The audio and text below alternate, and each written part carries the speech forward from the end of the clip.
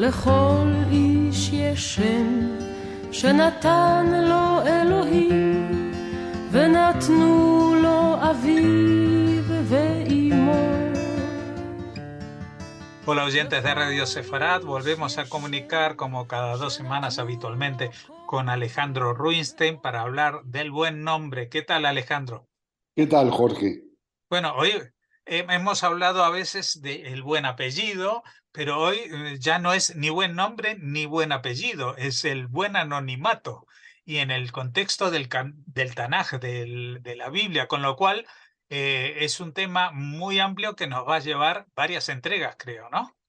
Efectivamente, Jorge, hablar de nombres es algo que por años lo hemos hecho amablemente en Radio Sefarad, pero el hablar de la ausencia de los nombres es algo que no debemos olvidar porque es una parte muy importante, pudiera yo decir que hasta central en el Tanaj.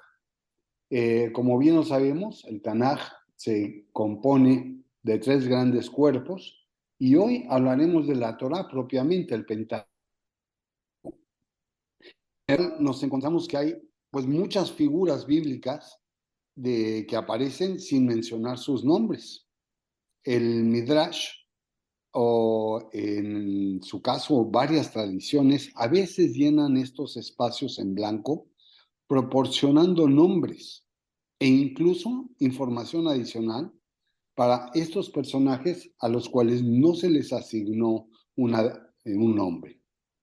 En esta emisión presentamos nombres tradicionales y consuetudinarios para figuras bíblicas, la mayoría de ellas mujeres, cuyos nombres no son mencionados originalmente.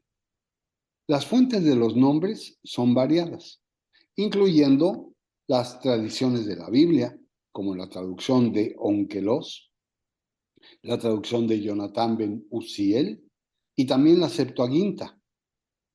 La literatura rabínica es otra de las formas en las que podemos acercarnos a los nombres que no son francamente determinados en el texto, y lo tenemos en los capítulos de Rabbi Eliezer, en el Midrash Rabbah, en el Midrash Tanjumá, en el Yalkut Shimoni y en los 2 cuerpos del Talmud, tanto el Babli o babilónico como el Yerushalmi o el de Jerusalén, sin dejar a un lado el importantísimo libro del Zohar.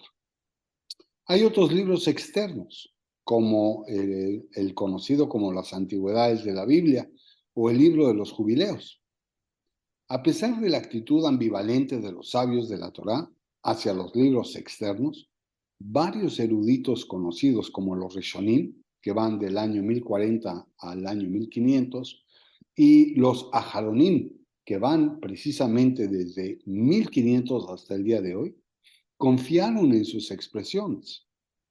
El Sefer Hayashar es un libro escrito en la Edad Media, también es una fuente importante y aunque si bien su autenticidad algunos dudan de ella, las obras de los Rishonim fueron compiladas a partir de Midrashim que habían desaparecido o que fueron autoconjeturados. Encontramos también tradiciones de diferentes comunidades y también otros nombres otorgados precisamente en las comunidades de la diáspora, siguiendo las tradiciones cristianas y musulmanas. Los comentaristas bíblicos en la tradición dieron diferentes razones para no mencionar nombres. Por ejemplo, la Guemará se refiere al hecho de que las madres de Abraham, del rey David, de Sansón y otras mujeres no se mencionaran en la Biblia. Y esto es precisamente porque, pues un poco no en favor del género femenino, se indica que si no hubo un papel destacado de la mujer, no habría por qué citarla en el texto. La Guemará también explica que se requieren de todas maneras enumerar los nombres por 2 razones. Ya que las madres de Isaac y Jacob fueron mencionadas, pues también debemos saber lo mismo con Abraham y con otros. Y por otro lado, debemos también demostrarle a los apicorsim o apicoros de manera individual, que no son más que aquellas personas que no creen en la Torá oral, esto es el Talmud, que es precisamente esta ley oral la que también es correcta y verdadera y que forma parte integral del judaísmo, ya que ellos creen única y exclusivamente en la exactitud de los nombres que aparecen en el texto de la Torá. Y por lo tanto, no aceptan más que aquellos que, a pesar de no estar escritos en parte alguna, sean transmitidos únicamente de generación en generación. A veces, los sabios del Midrash daban nombres que expresaban un cierto rasgo en el personaje y no necesariamente significaban que su nombre fuera así. Pero entremos en materia. Caín tuvo una mujer, y más bien deberíamos decir que tuvo a dos. Y la primera mujer se llamó Calmaná, según el Abarbanel.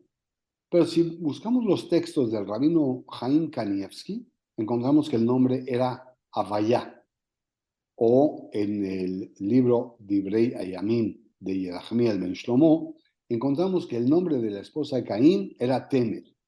No hay absolutamente una relación entre ninguno de los tres nombres. En el libro de los jubileos se acepta que la segunda esposa de Caín recibía el nombre de On. Pero ¿cuál era la esposa de Abel? Bueno, pues también aquí los textos difieren de opiniones. Hay tres posibilidades. Uno, Dvorá, el otro, Hum Kamá, y el último, Balbira, nombres también poco comunes. Hay una parte en Génesis, en el 6º capítulo, a donde se da a entender de una manera bastante sutil cómo se pobló el mundo. Y esto fue precisamente con los hijos de Dios que tienen relaciones con las hijas del hombre, y así lo dice el texto.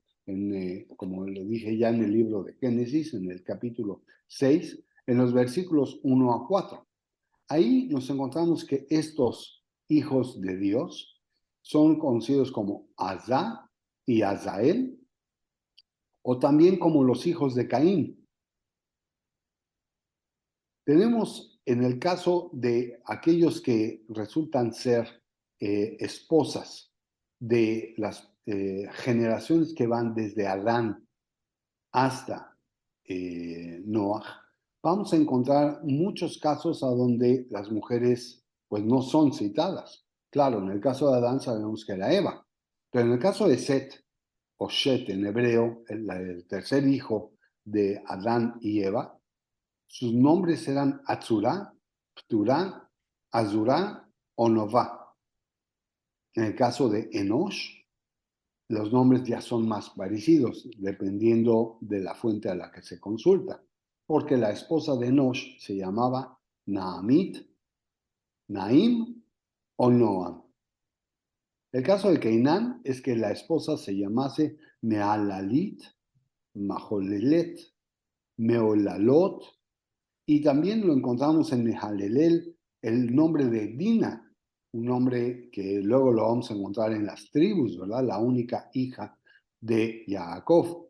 En el caso de Mehalelel, se reconoce en el libro de los jubileos que Dina Bat Berajiel era su esposa, o simplemente Dina en otras obras lo encontramos. El caso de Hanoch, encontramos el nombre de Edni Bat Daniel, o Eres Bat Daniel, Edna Bat Daniel, e inclusive el de Nibá Bat Shem, lo cual lo hace muy curioso por cuanto a que los primeros tres nombres sí reconocen que era hija de Daniel, mientras que este último habla de que fuese hija de Shem.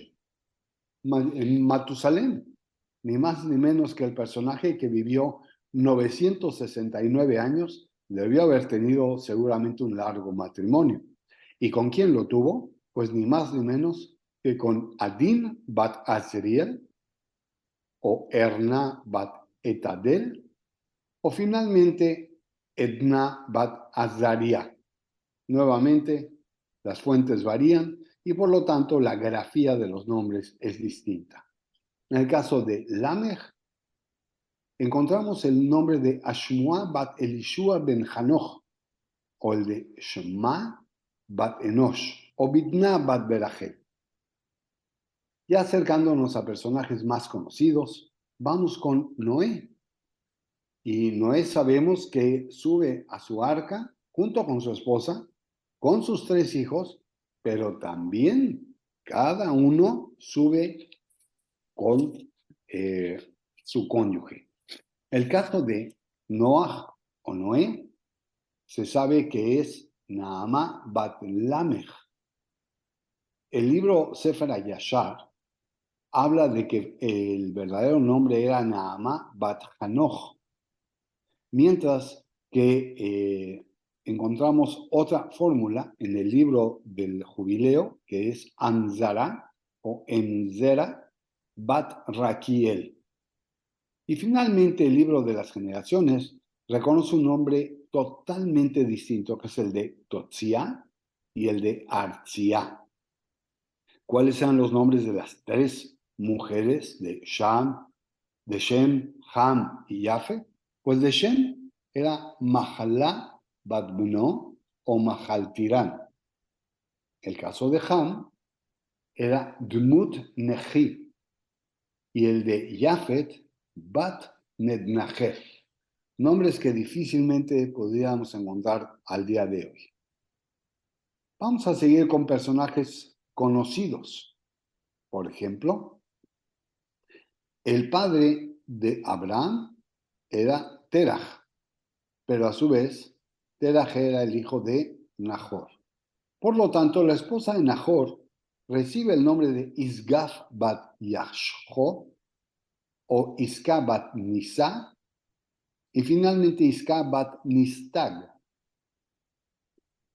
La esposa de Terach, que fuese la madre de Abraham Avinu, es un nombre que no hay que olvidar, sobre todo por lo que se indica en el Talmud. Hay quien le dice Amatlai bat Karnevó, hay quien no le reconoce esa segunda A en el nombre y por lo tanto le dice Amtelai bat Karnevó. Aparece su nombre en el Talmud de Babilonia, en el Tratado de Baba Batra, en la página 91, en lo que es la primera cara de esa página. ¿Y por qué es tan importante? Bueno, pues en la tradición popular del pueblo de Israel, cuando uno pierde algún objeto, se dice que si uno invoca el nombre de la mamá de Abraham Avinu, y lo repito, Amatlai o Amtelai bat Karnevó, es lo más probable que el objeto aparezca. Y créanme, en más de una ocasión ya he terminado por encontrar algunos objetos al hacer esta expresión. ¿Y cómo se llamaba la mamá de Sara a todo esto? Bueno, pues se llamaba Tisá o Taza, dependiendo de la expresión. La mujer de Lot, esa mujer que conocemos que al voltear al ver la destrucción se tornó en una figura de sal, recibe el nombre de Idit o Irit, según la obra de Rabbi Eliezer. También tenemos que una de las hijas de Lot recibió el nombre de Plutit o Plitit, nombres francamente poco comunes. Bueno, pues entonces encontremos ahora a quién era la mamá de Rivka. ¿Y quién fue Rivka? Bueno, pues ni más ni menos que la esposa de Yitzhak. Y la mamá de Rivka era Dvora. Nuevamente encontramos la presencia de este nombre. Y no es la única vez que lo vamos a encontrar en el texto hebreo. Es un nombre muy, muy, muy común. La esposa de Labán, Adina, según el Sefer HaYashar, el libro de las rectitudes, por así decirlo. Tenemos también la esposa de Potifar. Esto es, recordemos que en la época de Yosef es de alguna manera seducido por la esposa de Potifar, pero no tenemos la idea de cómo se llama. Y aquí es más que nada según las expresiones de la zona de donde provenga el nombre. Puede decirse que fuera Zolija, Zulija o Soleika. Existe en el nombre, en la denominación árabe, el nombre Zuleika, que es precisamente una de las derivaciones de la hija de la esposa de Potifar. Las tribus, tenemos 12 tribus. Bueno, pues los hijos, obviamente 11 de ellos, se casan, porque Diná sabemos su historia perfectamente. Pero en el caso de Reubén, la esposa es Adá o Elioram bat Avi. En el caso de Shimón, su esposa es Adivá o Iba, pero también sabemos que fue Diná bat Jacob, o sea, su propia hermana, de la cual tenemos las noticias cuando pues tuvo su evento con un pueblo cercano pero ajeno a lo que iba a ser el pueblo de Israel. Levi tuvo por esposa a Milcá, a Anat, a Dina bat Yovav bat Yictán y a Otá. Nada más que estos 4 nombres, por distintos que fueran, se refieren única y exclusivamente a la misma mujer. Lo mismo sucede para Isahar. Jizká o Izká, Aridá bat Yovev bat Yoctán. Zvulún se casa con Niaimín o Ananí, o finalmente el nombre de Morashá bat Molet. Dan con Eglá o Aflelet bat Hamudán. Naftalí con Razuyá, Tzuruyá, Merimá bat Amoram, o finalmente haciendo un anagrama del nombre de Tzuruyá con Retzuyá. Esto es el cambio de las letras, la transposición de las letras en un mismo nombre. Tzuruyá, Retzuyá. Gad se casa con Maacá, o en su caso con Otzit bat Amoram. Asher con Yoná o Idón bat Aflel. Binyamin se casa con Iská, dicho este nombre con Samach y no con Azayen, que hablamos un poquito atrás cuando estábamos buscando la esposa de Isachar. Y este nombre de Iská permanece únicamente en el libro de los jubileos, en el caso de Binyamin, porque si buscamos cuál era la esposa de Binyamin en el Sefer HaYashar, entonces nos va a decir que era Urba bat Shmaran, la hija de Paró. Este nombre tan común en el día de hoy es Batia, pero también era Tarmutis. Y así podemos encontrar que los magos, por ejemplo, del faraón, recibieron el nombre de Yohanai o el de Mamre. Si lo buscamos en la traducción de Jonatán, que ya hemos citado como una de las fuentes, entonces estos nombres serían Yanes y Yambres, o Yanis y Yambras, dependiendo obviamente de cómo se apliquen las sonorizaciones, tomando en cuenta que en el hebreo no existen las vocales. Bueno, y este hombre hebreo que fue golpeado por el egipcio y que Moshe realmente se molestó mucho y actuó en contra del egipcio, como ya lo sabemos, recibió el nombre de Datán, al igual que aquellas personas que formaron parte también de algunos capítulos en la vida de Moshe, de Datán y Abiram. ¿Quién fue la persona que encontraron cortando leña en un Shabbat cuando se supone que ya íbamos a encontrar la posibilidad de que el pueblo de Israel tuviera su redención final, porque todos habrían cuidado un Shabbat en conjunto? Pues el nombre que recibe esta persona es el de Zelofhad. La esposa de Moshe se sabe que fue Tzipora, pero también encontramos en el libro de Josephus Flavius, que se acepta el nombre de Tardís, que no tiene absolutamente nada que ver con el de Tzipora.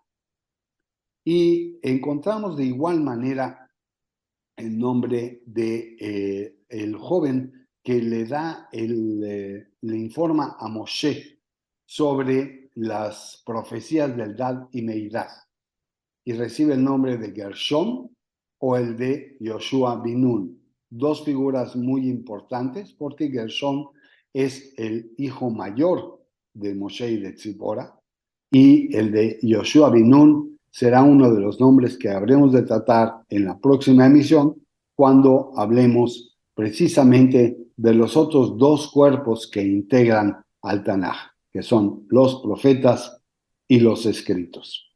¿Qué te parece, Jorge? Pues sin duda algo asombroso porque hemos descubierto muchísimos nombres que, como tú bien dices, pues la mayoría de ellos no se han repetido y suenan muy extraños, pero ahí están los sabios que estudiaron el Talmud para dárnoslos a conocer.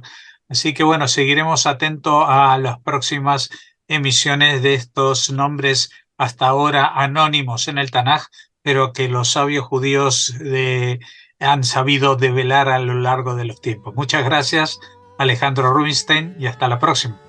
Hasta la próxima.